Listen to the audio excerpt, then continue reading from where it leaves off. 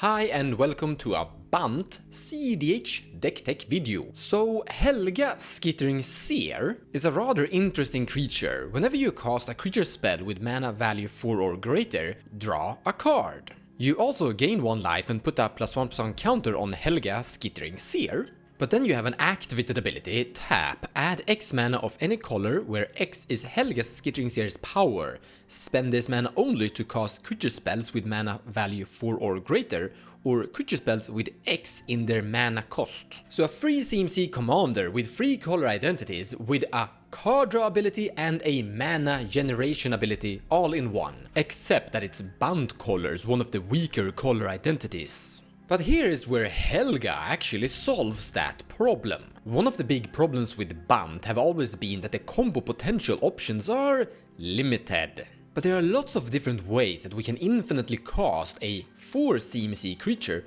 to basically draw your entire deck list. First one out is Food Chain. Cast Misthollow Griffin, exile it into Food Chain generating 5 mana. Then recast Misthollow Griffin, and here you have a loop of infinite mana that can only be used on creature spells. But you will draw a card in each iteration of this, and that will allow you to draw your entire deck list. And with infinite mana and infinite card draw, Walking Ballista will do the job. Some might actually go for the Thassa's Oracle combo here, but you're lacking black. And Thassa's Oracle without the black color identity is usually just a dead card. So don't play Thassa's Oracle, play something like Walking Ballista instead. Another combo option we have is Hullbreaker Horror. So you generate infinite mana by looping 2 different artifacts with this Kraken, and once you have infinite mana, well, simply start looping an CMC4 creature infinitely to basically generate infinite card draw. Then we have Tamer's Sabertooth. If an opponent has a Dockside Extortionist and you have a Phyrexian Metamorph, this is by the way a pretty likely scenario. They are usually Dockside Extortionist all around the battlefield.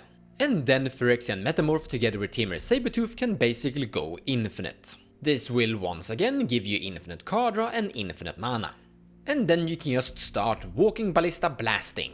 And with the color identity of green you have lots of creature tutors, but also Enlightened Tutor to find Food Chain. So your combo potential is not that bad. But there's one more concept we should also talk about. You could potentially build a Storm build here. If you're filling your deck with ways to increase this creature's power, which will naturally happen whenever you cast a 4 CMC creature, and then play a lot of ways to untap your commander. With this you will start snowballing as you're producing more and more mana and drawing more and more cards as you're just casting more and more creatures over throughout the Storm run. Now this kind of style will be very tricky with this kind of commander, and in the end I don't really recommend it, but I would like to mention it as something not to do. Instead, stick to the cleaner combos we've already mentioned inside this video. But suddenly this commander has a lot of things going for it. Card draw, mana production, combo potential, and a free color identity with a low CMC cost. But how are we going to actually build this deck? Because it's actually asking us to play a lot of high CMC creatures. And here you have a potential trap. You could accidentally just fill your deck with a lot of bad cards that are accidentally going to synergize with your commander, but would end up giving you a very bad deck. So what you wanna have are creatures that are going to synergize with its commander concept, but still preferably be good individually on their own. Here I would love to highlight Solitude. This is a 5 CMC creature we're not going to pay the mana cost for. It is going to synergize with the commander, but the card is also individually good on its own. Displacer Kitten, naturally really good. Phyrexian Metamorph, usually becoming a copy of Dockside Extortionist, are also individually great on its own. Teferi, Mage of Salfir, basically a Grand Abolisher, but also gives you the ability to cast cards in instant speed. But here comes a big problem. In the end, you might get stuck. Because in the end, even though there are a few great creatures we could include here, there's still going to be a small limit to how many creatures we could potentially sneak in there. In the end, it is what it is. But depending on the meta, you might be able to just include more. Because if you include too many, you might be missing out on some very key counter spells. You definitely want to be playing Fierce Guardianship, Mindbreak Trap, Force of Will, Swan Song, but also cards like Swords to Plowshare and Veil of Summer. And absolutely don't forget Cyclonic Rift.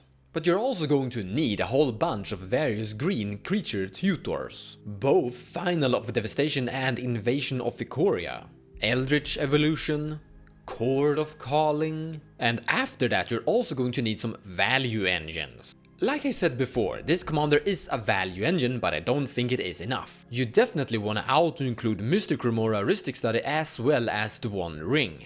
But we could be trying to use some CMC4 creatures to solve more of our potential problems. There will definitely be a balance of how many more CMC4 creatures could you sneak into this build without hurting it potentially too much.